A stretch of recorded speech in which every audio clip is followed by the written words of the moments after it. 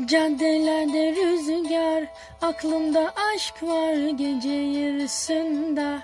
Eski yağmurlar şarkı söylüyorlar, sessiz usulca özledim şimdi çok uzaklarda.